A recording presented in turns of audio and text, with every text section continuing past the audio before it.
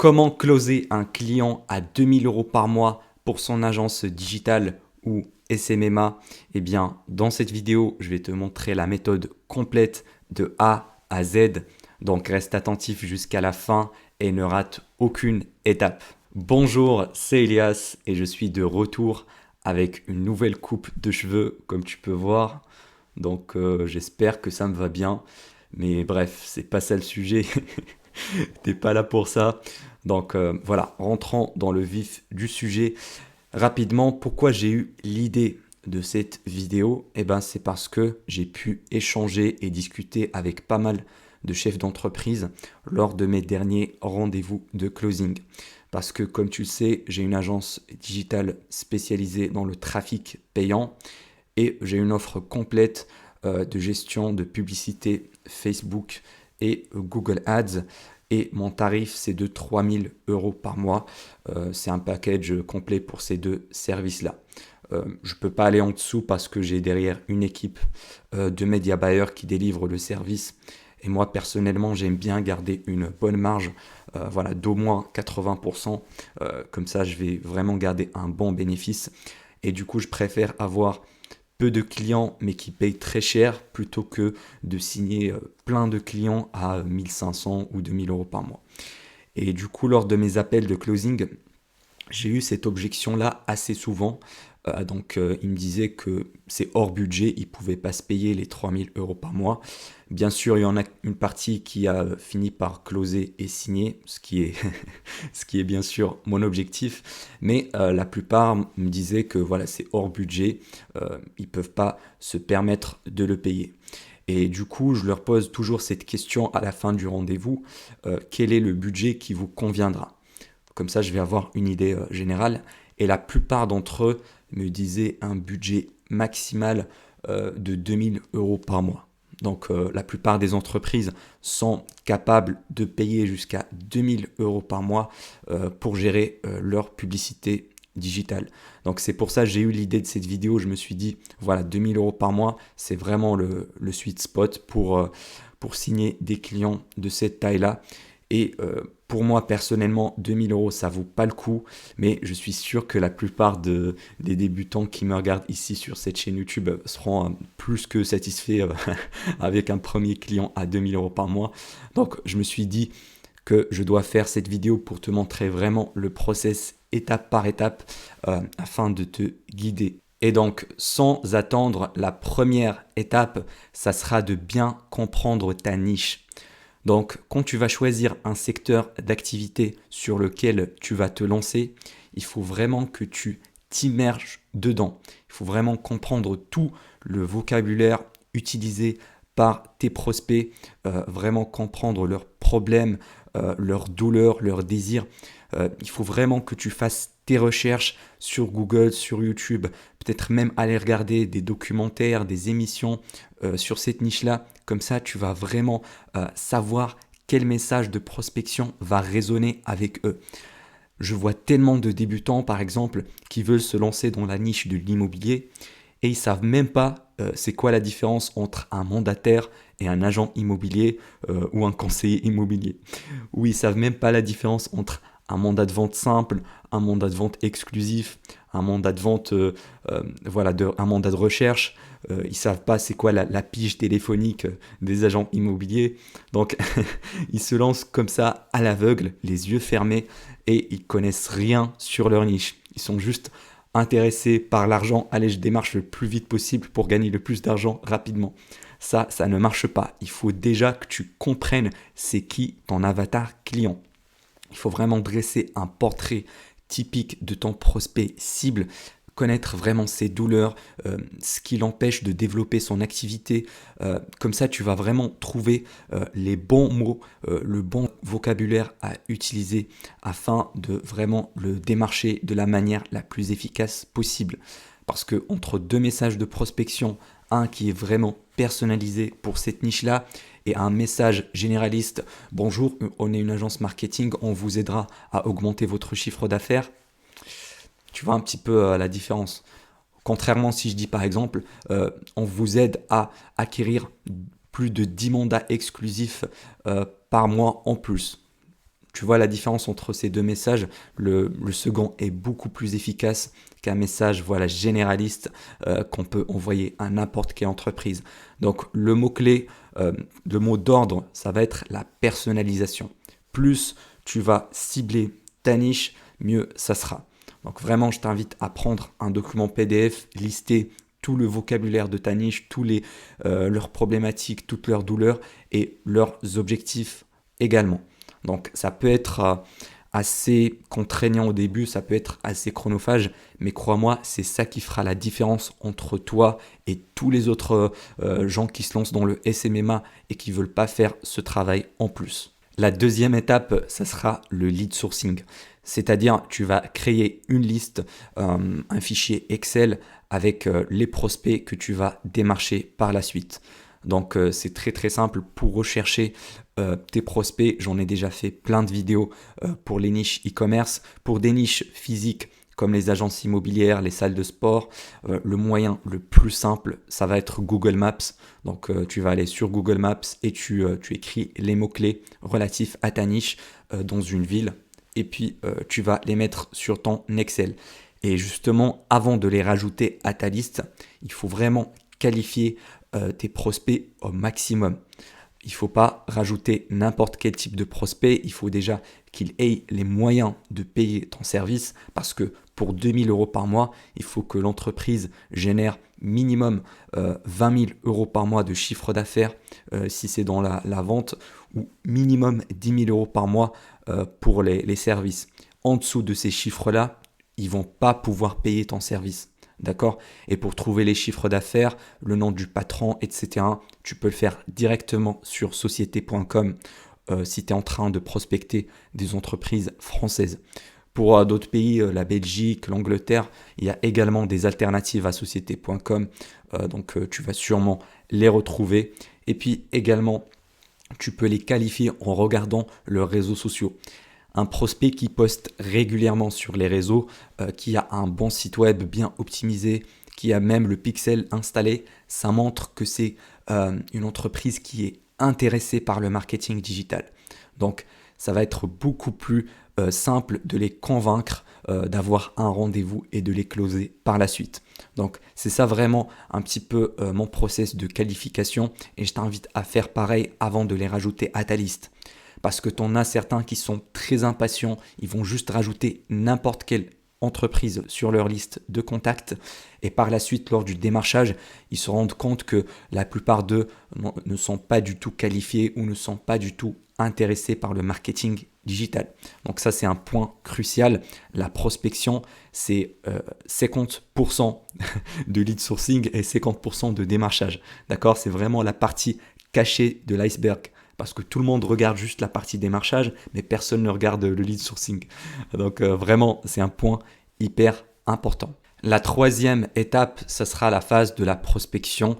Donc c'est là où on va démarcher, contacter les entreprises directement. Alors il y a plusieurs méthodes de prospection.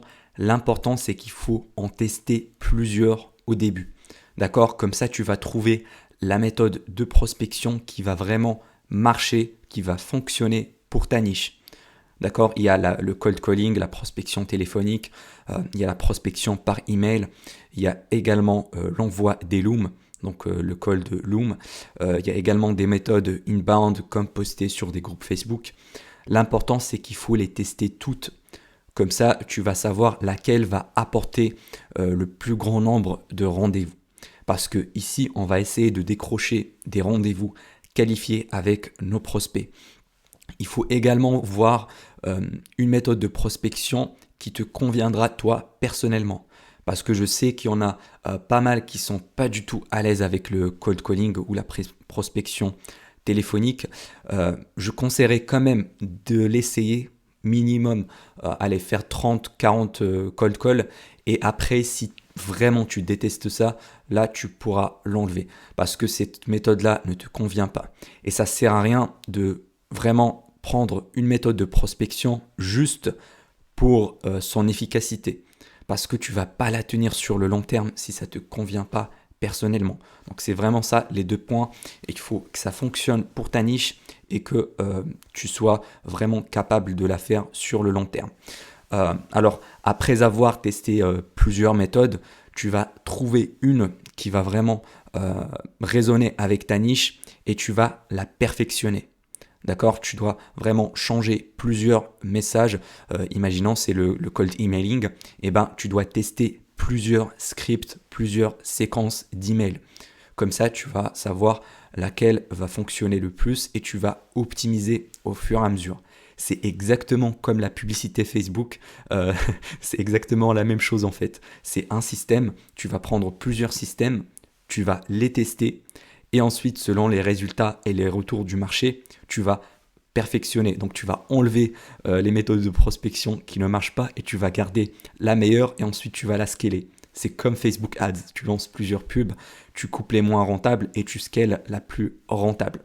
Donc, si tu y vas avec cette logique-là, eh bien, tu vas sûrement pouvoir générer énormément de rendez-vous qualifiés, contrairement à d'autres gens qui veulent juste faire une seule méthode sans tester d'autres.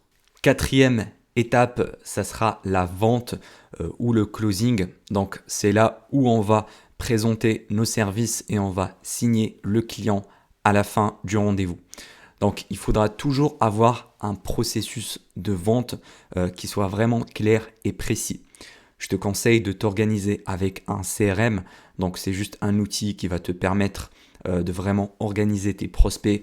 Par exemple, rendez-vous décroché, R1, puis R2, puis R3, et puis tu vas mettre tes remarques. Donc, en organisant son système et en ayant un bon script de vente ou bien une trame de vente pour les plus confirmés, on va utiliser juste une trame parce que tu as déjà l'habitude. Avec les débutants, je conseillerais plutôt un script parce que tu démarres et tu n'as pas encore cette compétence-là.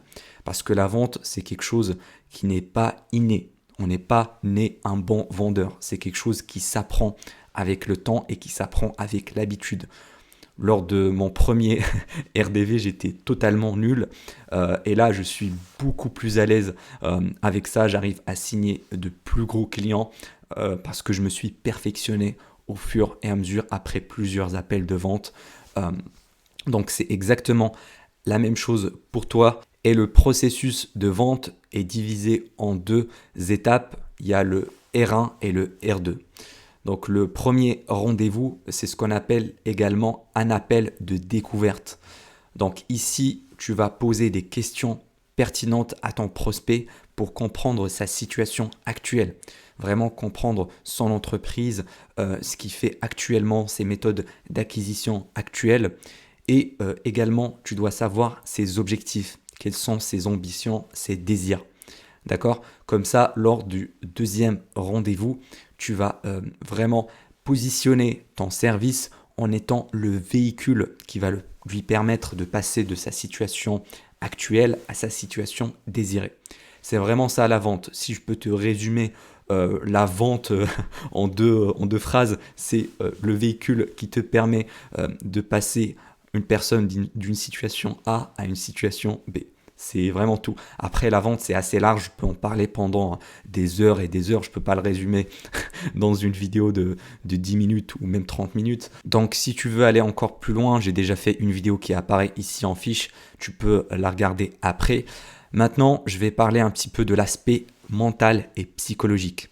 Parce que le mindset, c'est vraiment quelque chose qui joue un rôle énorme dans ta réussite. Pour closer des clients à 2000, 3000 euros par mois, ça se passe dans la tête dans un premier temps. Il faut que tu sois confiant en toi-même. Il faut avoir confiance en ta valeur. Tu dois vraiment connaître ta propre valeur. Sinon, si tu as des doutes, si tu bégayes lors des rendez-vous, le prospect ne va jamais signer avec toi. C'est tout à fait logique. Si tu es en face à une personne qui est douteuse, qui se doute de son service, tu vas jamais lui donner ton argent, tu vas jamais travailler avec lui. Donc vraiment, même si je sais que c'est compliqué au début quand tu n'as pas des résultats, mais avant chaque rendez-vous de closing, tu peux faire des affirmations positives. Voilà, tu peux te dire, oui, je suis capable de closer ce client à 2000 euros par mois, je suis capable d'apporter énormément de valeur à ce client-là, donc je mérite mes 2000 euros par mois, je mérite mes 3000 euros par mois. Vraiment, ça se passe dans la tête. Si tu n'es pas toi-même convaincu de la valeur de ton service, eh bien, tu n'arriveras pas à convaincre ton prospect derrière à signer. D'accord? C'est ça vraiment la base. Et en faisant comme ça, tu vas vraiment gagner confiance en toi-même et tu vas être beaucoup plus convaincant lors de tes appels de vente. L'autre aspect mental, ça va être la persévérance. Parce que si tu crois qu'en démarchant 20, 30 ou même 40 entreprises, que tu vas signer ton premier client à 2000 euros par mois, eh bien, tu te trompes. Il faut faire beaucoup plus que ça. Surtout lorsque tu démarres, il faut vraiment faire beaucoup plus d'efforts, contacter encore plus d'entreprises. C'est mathématique. Plus tu démarches, plus tu as des chances d'avoir des rendez-vous. Et plus tu as de rendez-vous, plus tu as de chances de closer derrière. Et je vois beaucoup de débutants qui ont ce mental cassé, de fragile. Voilà, ils commencent à envoyer 10 emails, 20 emails de prospection. Et comme ils n'ont aucun rendez-vous derrière, ils se disent « Oula, c'est trop dur, non, là j'arrête, j'en peux plus, c'est pas fait pour moi, c'est trop difficile. Je veux avoir mes 2000 euros par mois facilement. » Ça, c'est un mental de putain de fragile. Oublie si tu as ce genre de mental-là, oublie le business, oublie l'entrepreneuriat. Pas seulement le SMMA, il n'y a aucun business qui est facile, d'accord? Tous les entreprises sont difficiles, donc si tu n'arrives pas à persévérer, à continuer malgré les échecs, vraiment aller d'échec en échec jusqu'à la réussite, eh bien, c'est pas fait pour toi. Reste un salarié, reste un esclave jusqu'à la fin de tes jours, d'accord? Donc, si tu n'es pas prêt à changer ton mindset, à vraiment te forger un mental d'acier pour persévérer malgré les obstacles, eh bien, oublie tous tes rêves de liberté financière, de devenir ton propre patron, de gagner 10 000 euros par mois, de voyager quand tu veux, d'avoir cette liberté temporelle, géographique, etc. Oublie tes rêves. C'est vraiment ça la base. Si tu as un mental de fragile, tu vas jamais réussir. Ensuite, le point suivant, ça va être les routines. Parce que pour rester persévérant et passer à l'action vraiment sur le long terme et avoir les meilleurs résultats possibles, il faut vraiment que tu te crées des routines quotidiennes de prospection. D'accord? Il faut bloquer 1 heure, 2 heures, 3 heures dans ta journée que tu vas consacrer uniquement à la prospection et rien d'autre. Ça doit vraiment être la priorité de ta journée. Et pourquoi je dis des routines? Eh bien parce que nous, les êtres humains, on est vraiment habitués à avoir des routines. Par exemple, si tu te couches à 1 heure fixe et que tu te réveilles à 1 heure fixe, même sans réveil, tu vas avoir un rythme corporel qui va s'endormir à telle heure et se réveiller à telle heure. Vraiment, on est des êtres d'habitude.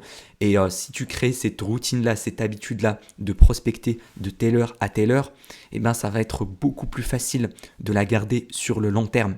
Et du coup, tu vas avoir des résultats bien supérieurs aux autres parce que entre une personne qui prospecte 10 heures par jour d'affilée un jour et puis elle abandonne pendant 2-3 jours et puis elle reprend, et une personne qui prospecte 2 heures par jour mais vraiment qui garde la discipline tous les jours, eh bien je vais mettre tout mon argent sur la personne qui a la discipline.